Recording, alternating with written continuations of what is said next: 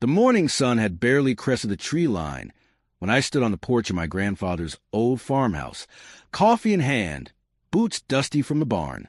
It had been 3 years since I'd left the city behind. 3 years since my divorce, and the corporate grind had chewed me up and spit me out. This land, all 3 acres of it, was the only constant left in my life. It wasn't just property, it was legacy. My grandfather had worked this land for 50 years. His calloused hands had planted trees, tilled soil, and built the home I now inhabited. When I returned, I vowed to honor that legacy.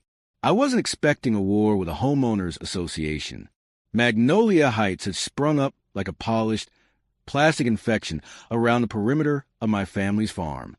Rows of pristine cookie-cutter homes with names like the Wellington and the Cambridge, manicured lawns that looked more synthetic than soil-grown, and residents who seemed more interested in appearances and community. But I didn't care. I had my tractor, my tools, and my small landscaping business. In the winter, I cleared snow. In the summer, I mowed and trimmed and hauled. It wasn't glamorous, but it was honest work. And that tractor, an old John Deere 3020, was my lifeline. I didn't know then that my tractor would become the battleground for something much darker. It began innocently enough, or as innocently as a confrontation with Eleanor Thompson could begin. It was a crisp Monday morning, and I was tightening bolts on the mower deck beneath the John Deere when I heard the click-clack of heels on gravel. I turned, wiping grease from my hands with an old rag, and spotted her, Eleanor Thompson, president of the Magnolia Heights HOA. She looked like she just stepped off the set of a daytime courtroom drama.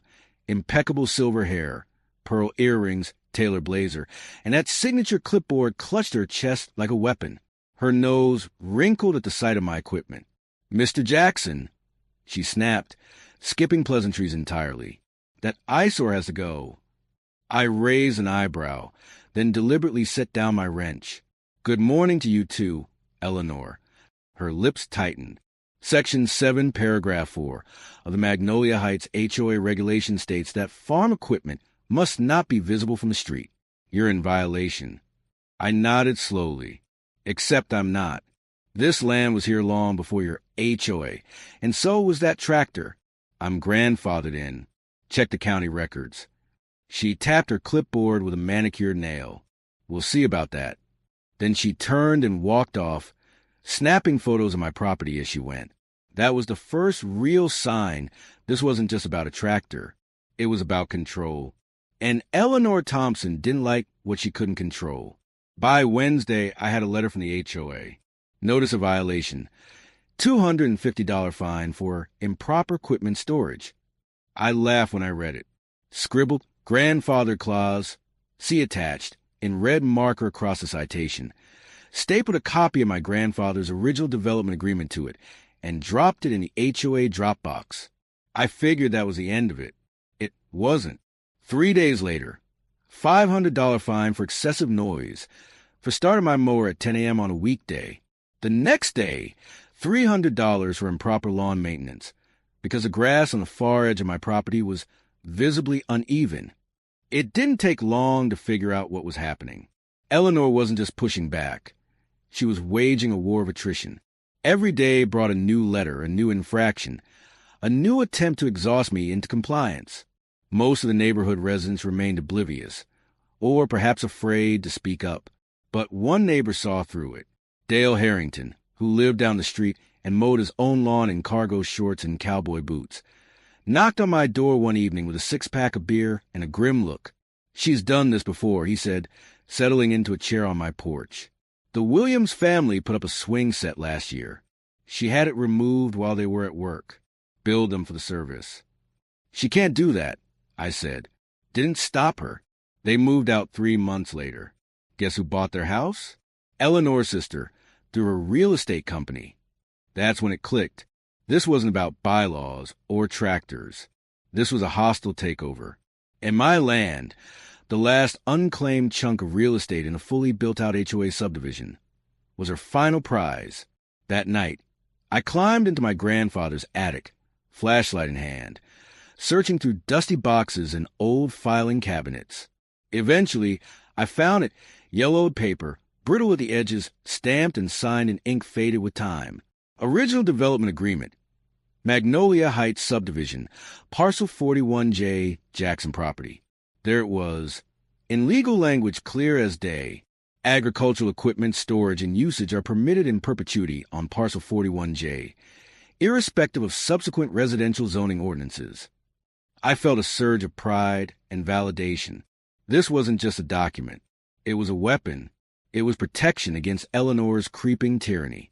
The next morning, I made copies, highlighted the key sections, and sent certified letters to the HOA board.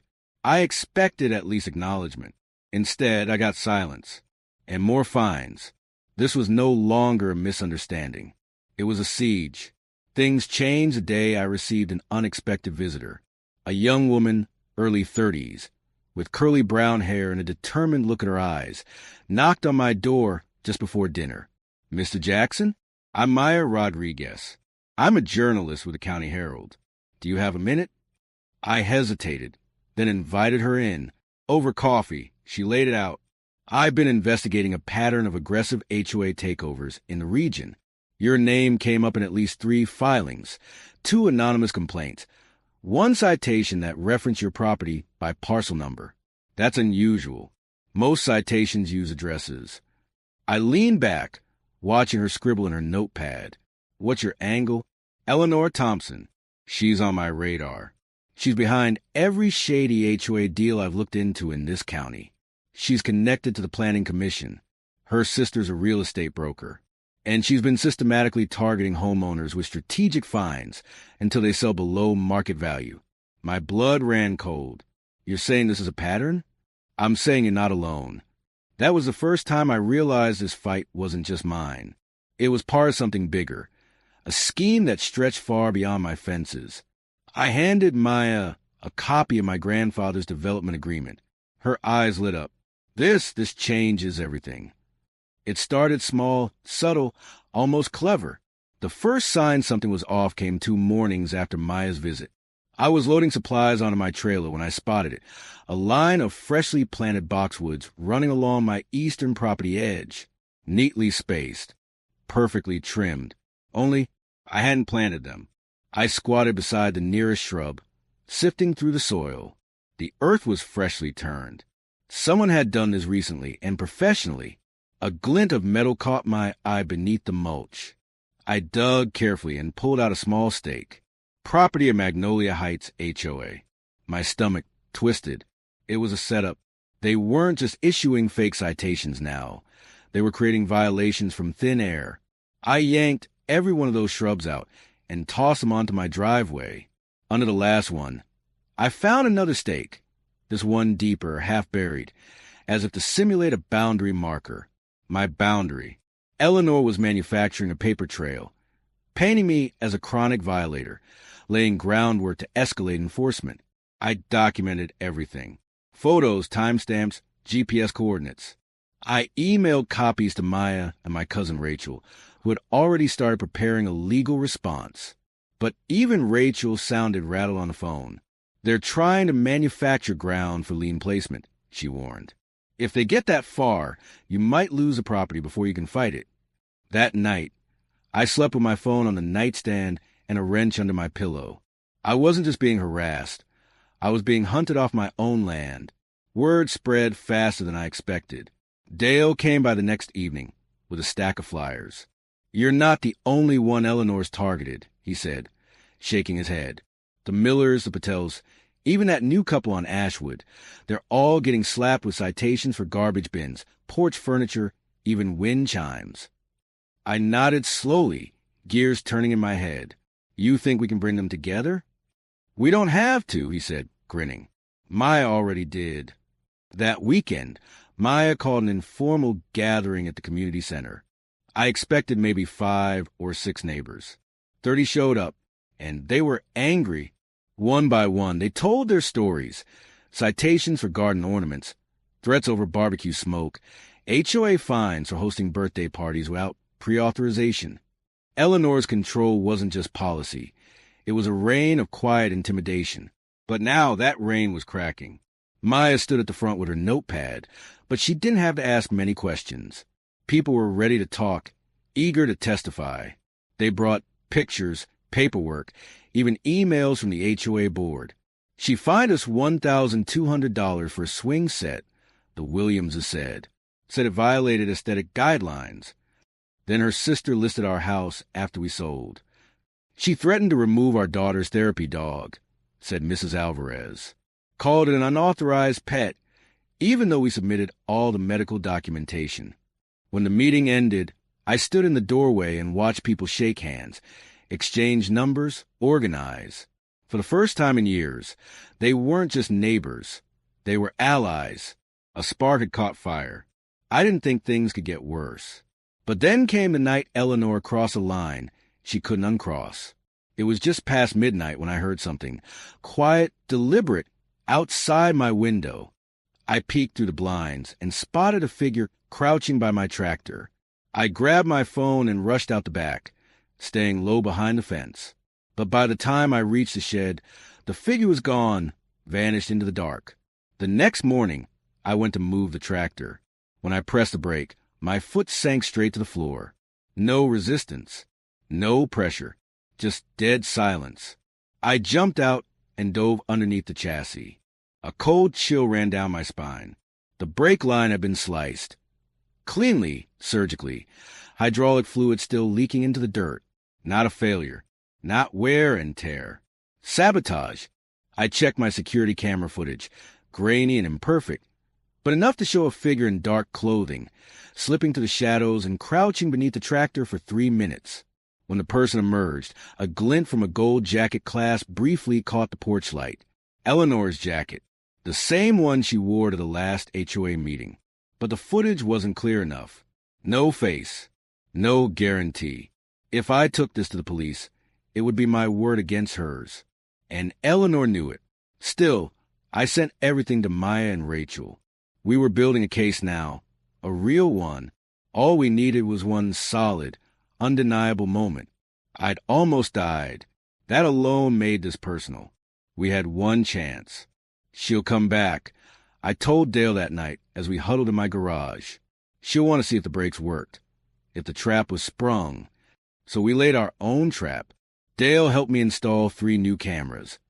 One inside the barn window, one hidden beneath the porch, and a third mounted on the power pole near the road, disguised in an old floodlight casing. Then we waited. We didn't have to wait long. 2 nights later, just before dawn, a black Mercedes purred to a stop at the edge of my property.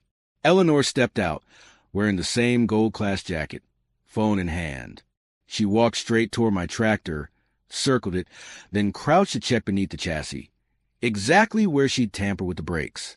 We caught everything. 3 angles, clear footage, facial recognition quality. She's documenting the sabotage. Dale whispered beside me, trying to see if it worked. But it was more than that. She was trying to build her narrative in advance. Paint herself as a concerned citizen, prepare her defense for what came next. And what came next was her final move. The next morning, a notice was taped to my door, scheduled equipment removal, 48 hours. A tow company would arrive to impound my tractor, citing unpaid fines and code violations. The fee? $500 hookup, plus $100 per day storage. Another calculated strike to destroy my business. But I wasn't going to give her the satisfaction. I wasn't going to let Eleanor take the last piece of my livelihood. That evening, Dale and I prepped to move the tractor off-site. The plan was simple but risky. Use Dale's trailer as a brake stop, guide the descent with chains, then winch the tractor up manually. We had just started the move when Eleanor reappeared. Again. This time, she marched toward us, shouting about unauthorized noise and unsafe conditions. Her phone was already recording. But when I accused her directly of cutting my brakes, something flickered in her eyes. Surprise, guilt, panic. She stepped backward, trying to regain control of the scene, but her heel caught on the drainage ditch she'd insisted the HOA install last summer. She stumbled, grabbing instinctively for the chain connected to the tractor. It was enough. The chain jerked. The winch lost tension and the tractor, already in motion, slipped. Without brakes, it careened downhill. I tried steering it, But it was too late. The tractor thundered forward, missing Eleanor's BMW by inches, and then it smashed straight through the bay window of her house. Glass shattered. Walls crumbled. A chandelier exploded across the floor, like a hailstorm of crystal daggers. Silence followed, deafening, surreal. I stood in the wreckage, heart pounding, knowing nothing would be the same again. The smell of crushed drywall and hydraulic fluid still hung in the air when Eleanor emerged from the wreckage. Her designer heels crunched on the shards of her own shattered life as she staggered onto the lawn, phone still in hand. "Yes, officer," she said into the receiver, her voice a masterclass in melodrama. "He drove the tractor into my house on purpose." I feared for my life. I stood there, fists clenched, heart pounding, covered in dust and disbelief. "That's a lie," I snapped. She cut my brake lines. "It was sabotage." "Oh, please," she said sweetly, turning toward the police car pulling up the curb. Who would do such a thing? Who even knew how to tamper with brakes? Officer Rivera, sharp-eyed and calm, stepped out of the cruiser. She scanned the wreckage, then my dirt-covered face, then Eleanor's trembling performance. "Everyone take a breath," she said. "We'll get statements from both sides." As Eleanor wept and whimpered about her destroyed home, I caught Dale jogging toward us, phone in hand. "I've got it all on video," he said breathlessly. "From the new cameras we set up." Eleanor's face twisted at the words. "That's private property. He can't film me." "Actually," Officer Rivera replied, "if the camera's on his property and you entered it, it's evidence. And we'll need to see every second." Eleanor's eyes darted nervously. Her story was already crumbling. It didn't take long for the house of lies to collapse. As officers reviewed Dale's footage, Eleanor paced, arms crossed, feigning indignation. But the evidence was damning. 3 angles. A clear image of her kneeling by the tractor. The exact time. The gold class jacket. The deliberate tampering. But the knockout punch came from an unexpected direction. "Ma'am, an officer called from Eleanor's garage. You might want to see this." Inside, tucked behind shelves of old paint cans and gardening supplies, they found a hoard, like a dragon stash, but worse. My missing mailbox, the Patel's garden lights, the Alvarez family's wind chime, HOA property stakes, a toolbox with hydraulic fluid still on the wire cutters. Eleanor's voice rose in panic protest. "That's not mine. Someone planted all of it." But Officer Rivera wasn't done. Her flashlight beam landed on a dusty stack of notebooks. "What are these?" she asked. "No, don't." Eleanor lunged, but was held back as the top notebook was flipped open. It was a ledger, not of finances, of targets. Every house on the block had notes, citations issued, intimidation tactics used, plans for acquisition, under my name, removed by any means necessary. Officer Rivera turned slowly. "What exactly did that mean, Miss Thompson?" Eleanor's mask cracked. The tight control, the polite menace, gone. Just a trembling woman surrounded by the proof of her own tyranny. Eleanor Thompson didn't go home that night. She left in the back of a patrol car, still protesting, still pretending this was some kind of misunderstanding. But the handcuffs didn't lie. What followed was a whirlwind. A forensic accountant was brought in to audit the HOA's financials. What they found shocked even the most cynical homeowners. Over $347,000 embezzled in 7 years, funneled through fake contractors, inflated maintenance fees, and fraudulent citations. Luxury vacations, private school tuition, a yacht registered under her husband's name. The district attorney filed 37 counts of fraud, embezzlement, falsifying records, and reckless endangerment. Later, attempted manslaughter was added for the brake tampering.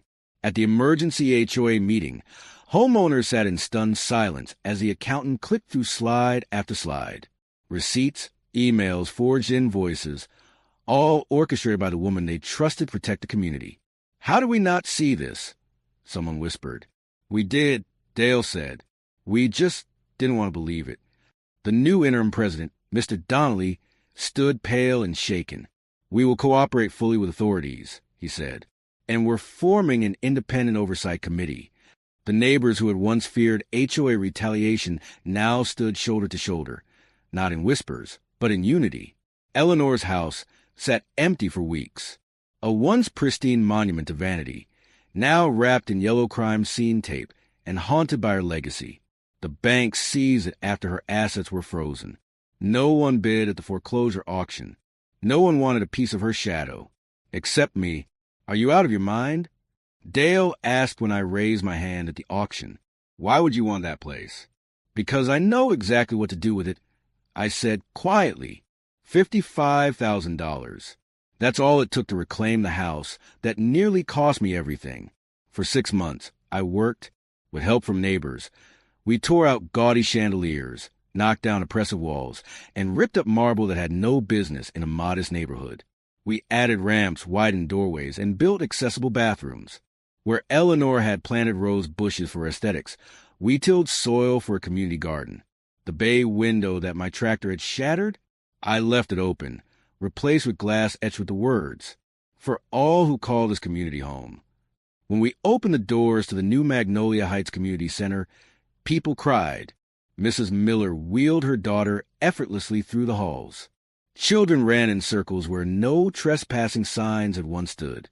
The old tennis court hosted free lessons. The formal dining room became a library. The luxury pool, once locked behind iron gates, became a splash pad for every child. What had once symbolized power and exclusion now stood as a testament to healing and hope. News of the transformation spread fast. Maya published a series on HOA corruption and community resilience. My story aired on local news, then regional, then national. Emails flooded in from homeowners across the country, trapped under their own tyrannical HOAs, asking how to take back their neighborhoods. Legal aid nonprofits began offering assistance. HOAs across 3 counties called for audits. Something had shifted. Something had begun. At our next HOA meeting, we passed new bylaws unanimously. Term limits for board members, transparent budgets, mandatory community input on policy changes, ethics review committees, no more secret meetings, no more unchecked power, no more Eleanor Thompsons. And when sentencing day came, I sat quietly in the back of courtroom. Eleanor, now thin and pale, stood before the judge in a prison jumpsuit. She's lost everything, her attorney pleaded. Her home, her reputation, her family. The judge didn't blink. She risked the lives and well-being of others for personal gain. That is not a loss. That is justice. 10 years. Parole eligibility after 7. When she turned to glare at me as they led her away, I didn't feel triumph. I felt peace. That night, I parked my now safe, fully restored tractor in front of the community center. Dale handed